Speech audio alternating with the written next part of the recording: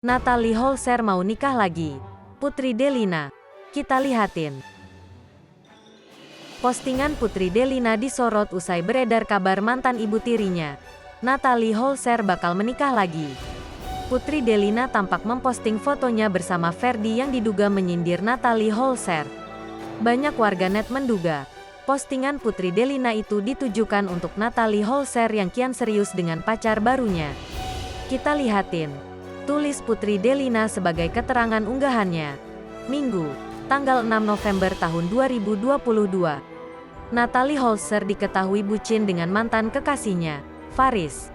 Sejumlah momen mesra Natalie Holzer dengan Faris pun terlihat di sosial medianya. Bukan hanya itu, Natalie Holzer mengaku telah siap melangkah ke jenjang berikutnya bersama Faris. Postingan Putri Delina di Instagramnya menuai sorotan.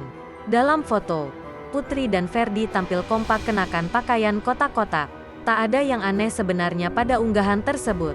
Namun netizen sukses dibuat salah fokus dengan caption yang ditulis Putri. Ia juga terlihat memberikan emot mata tajam di postingan tersebut.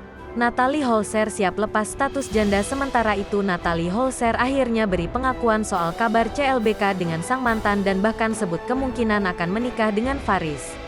Dikatakan Natalie Holzer jika ia sudah mengenal dengan mantan pacarannya itu sejak 12 tahun lalu.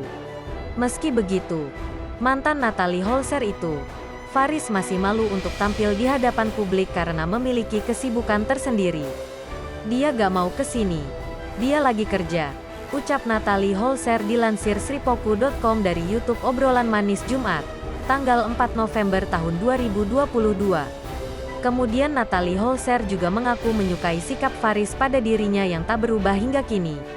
Bahkan keluarga keduanya juga masih memiliki kedekatan. Dia orangnya baik. Dia suka perhatian walaupun kita pacaran dulu. Sama keluarga juga baik dari dulu, ungkap Natalie Holzer.